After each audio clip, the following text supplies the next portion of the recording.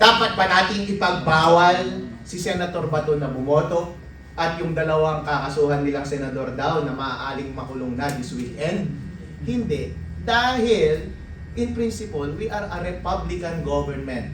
Ibig sabihin, we are being governed by representation and for the people. Democracy because by the people. Republican because for the people. Yes. You represent. You sit sa Senate to represent the people. Sabihin yung boses ng taong bayan. Pag tinanggal mo si Senator Bato, tinanggal mo yung dalawang senador at hindi mo sila pagbotohan, na-representa pa ba yung mga taong bumoto sa kanila? Hindi po. Na-defeat na po ang Republican essence ng ating gobyerno.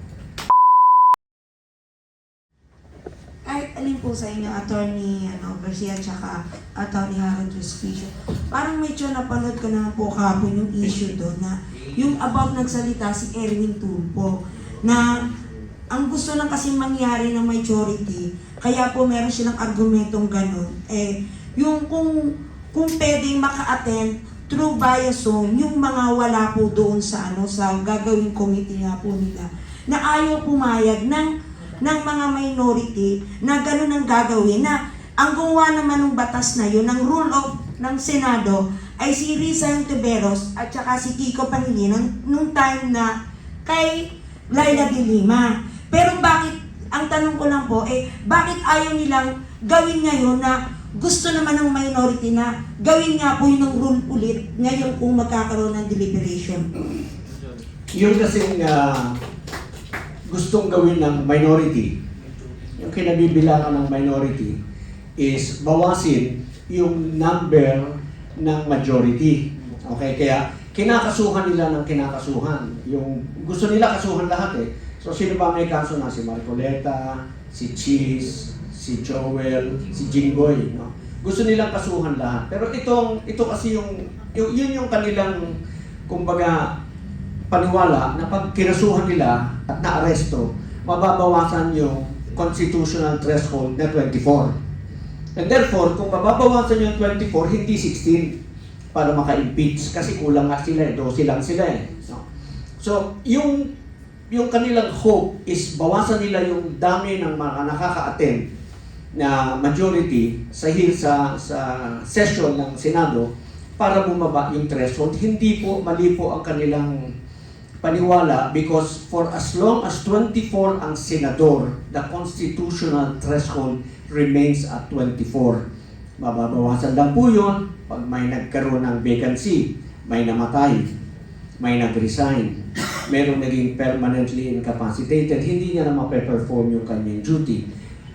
Yung pong mga pambabatas natin, hindi pwedeng pigilan na mag-attend sa session.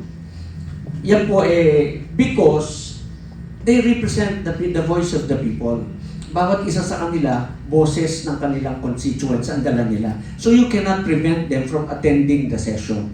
So ngayon, ang sinasabi ng majority, kung mangyari man na kami ay mapagbawalan dahil dumating sa panahon na hindi sila papayagan ng korte na umattend ng session, meron ganun kasi na pwedeng pagbawalan sila ng korte kung nasa korte na. No? Pwede silang umattend ng session through teleconferencing or video, sa video, para sila ay maka-attend pa rin at ma-represent nila yung kanilang constituents. Pwede po yun. Kaya sabi ko nga po dun sa aking isang post, kahit ikulong mo yung 13, yung Valiant 13, 24 pa rin ang threshold. Hindi magbabago yun.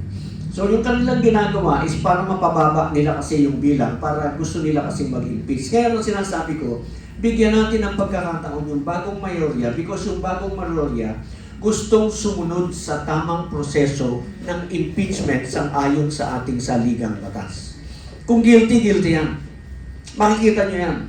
No? Dahil gano'n naman Pero kahit sino sa kanila kasi right now is not capable of rendering a guilty verdict kasi 13-11 yan Walang may 16. So, you are looking at the numbers na neutral, na talagang ebidensya ang pagbabasihan para malaman natin kung may kasalanan ba yung nasasaktan o hindi. So, yun yung sa akin, yung teleconferencing that should be allowed because that has been allowed in the past already. Yung walk out, walang ibig sabihin yun. Walk out, di talo kayo. In-admit nyo lang na talo kayo ay wala na kayong argument, that's why nag-walk out kayo. Yes, Attorney Garcia. Parang mga bata, pag hindi binigyan ng candy, nag-walk out. Pag hindi na pagbigyan sa gusto, nag-walk out. Naglulupasay. Tapos kapag kunwari, na-checkmate dahil binabalik lang sa kanila yung pangyayaring ginawa at inapprove nila noon, pagka ayaw nila, sila masusunod. Pwede bang ganon sa Pilipinas? Attorney Harold, please. Itong mga senador natin mahina sa parliamentary practice. Ang sabi po ng Supreme Court, ang isang Senate sitting as a plenary ay pwede niyang baguhin ang kanyang sariling rules. Kaya nga po tinawag na plenary, anything goes by motion. So even against rules, yung ginagawa ninyo na motion and process of airing a motion, you can change your own rules. So nung sinabi nila na we wish to amend the rules, okay lang yun kahit against the rules yung amending the rules. Kasi bilang independent body, you can change your own rules. Sabi po yan ng Supreme Court. Kaya siya tinatawag na plenary. Anything goes. Pero ang mas maganda po sana process ay number one, nag-motion muna sana to suspend the rules para hindi mag-apply yung one day before, yung mga kung ano-ano mang debate, kung meron talagang debate pagdating sa mga ganong question. Pero implicit na yun, kahit hindi nila in-air yung motion to suspend the rules, implicit yun sa motion na ipasa on that very moment yung motion ng teleconferencing to vote. Implicit na po yun to suspend the rules. Ngayon po, kapag nag-motion sila to divide the House nang wala ng deliberation, okay lang din po yun kung yun yung pleasure ng majority. Kaya nga po siya tinawag na plenary kasi again, anything goes. Kung ano ang pleasure ng majority, yun po ang masusunod. Kahit sabihin ng majority na wag na kayong magsalita, wala ng debate, yun na po ang masusunod. Yung debate po, ang nasa Constitution lamang ay kapag magpapasa ka ng batas, ito naman ay hindi batas, rule lamang ito. Internal rules lamang, so hindi yan constitutionally mandated na magkaroon ng deliberation. Kaya kapag sinabi ng majority, majority wins, na wala ng deliberation. Kaya kapag sinabi, motion to change the rules, kahit walang motion to suspend the rules, implicit na po yun, at sinabi ng majority na wala ng deliberation, sundin po ninyo ang majority dahil yun ang nakalagay sa konstitusyon. Ngayon po, ipinagbabawal ba ng konstitusyon ang teleconferencing? Hindi po. Hindi po nakalagay sa konstitusyon yung venue kung saan uupo ang Senate. As a matter of fact, hindi naman unconstitutional during the time na nag-allow sila ng teleconferencing nung COVID. Therefore, valid ang teleconferencing. Again, plenary. Kapag nakaupo as plenary yung Senate, anything goes. Including yung pagtalaga ng teleconferencing as a matter of rule. Ngayon po, dapat ba nating ipagbawal si Senator Bato na bumoto at yung dalawang kakasuhan nilang senador daw na maaaring makulong na this weekend? Hindi. Dahil, in principle, we are a Republican government. Ibig sabihin, we are being governed by representation and for the people. Democracy because by the people. Republican because for the people. You represent. You sit sa Senate to represent the people. Sabihin yung boses ng taong bayan. Pag tinanggal mo si Senator Bato, tinanggal mo yung dalawang senador at hindi mo sila pagbotohan, na-representa pa ba yung mga taong bumoto sa kanila? Hindi po. Na-defeat na po ang Republican essence ng ating gobyerno. Attorney Respicia, thank you po. Talagang muurong dila ako sa inyo.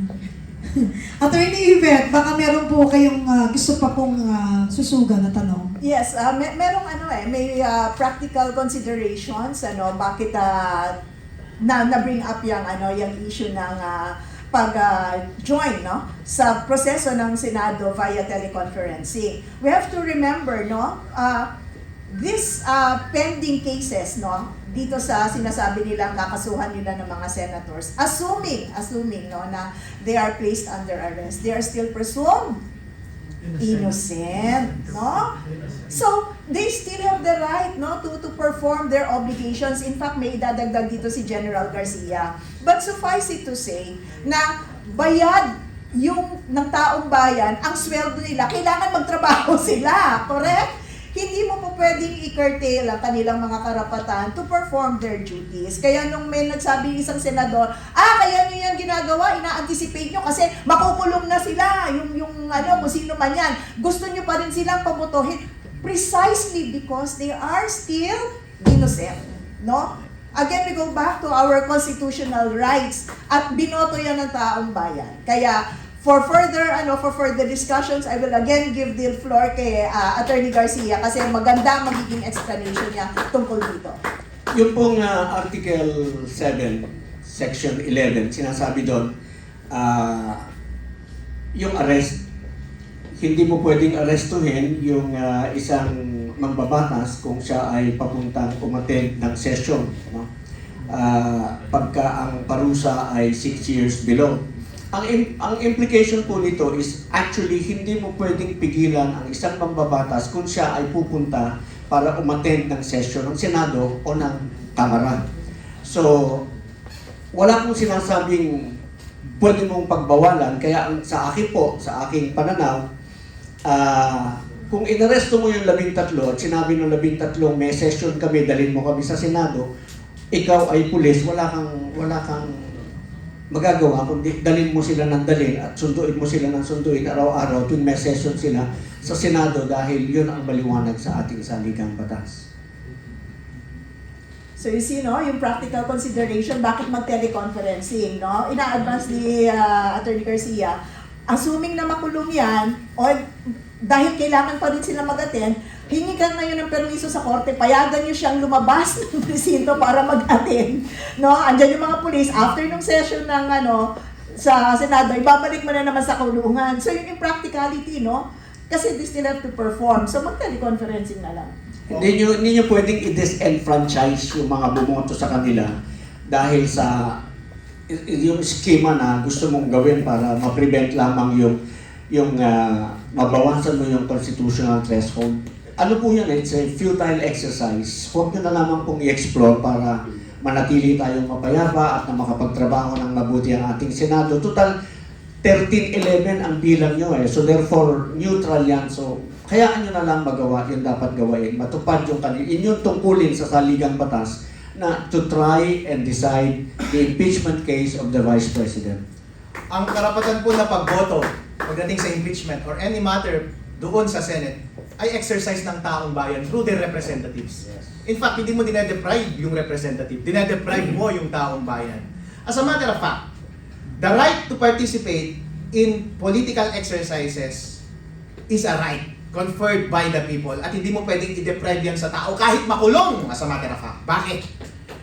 Merong mga penalties na ipinapataw sa isang tao na kapag hindi siya ipinataw as penalty, possess niya pa rin yung right na yun. Halimbawa, civil interdiction. Kapag hindi kasama sa penalty yung civil interdiction, pwede pa rin bumoto yan at pumirma sa mga kontrata. Kung wala sa penalty na disqualified na siya na maging politiko o maging public servant, pwede pa rin siyang maging politiko at i-exercise niya yung kanyang political powers and representation. So kahit sabihin mong guilty itong mga senador na ito at wala namang political disqualification na ipinataw sa kanila, maintain pa rin nila yung karapatan nilang mag-participate doon sa Senate. Dahil political right nila yun, political right ng tao through them. Dahil wala namang ipinataw na penalty na ganun laban sa kanila. Kaya mali yung sinasabi ng mga commentators, yung mga nakakulong nga, hindi pwedeng makapag-teleconferencing. Bakit? Senador ba sila? Okay. Di ba? Pero hindi. Pero kapag pinataw sa kanila disqualification to serve publicly, yun, bawal na sila. Pero kung hindi pa pinapataw, lalo na wala pang conviction at wala pang ang case innocent pa nga therefore, wala pang political and civil interdiction. Libre pa rin silang i-exercise yung kanilang political power.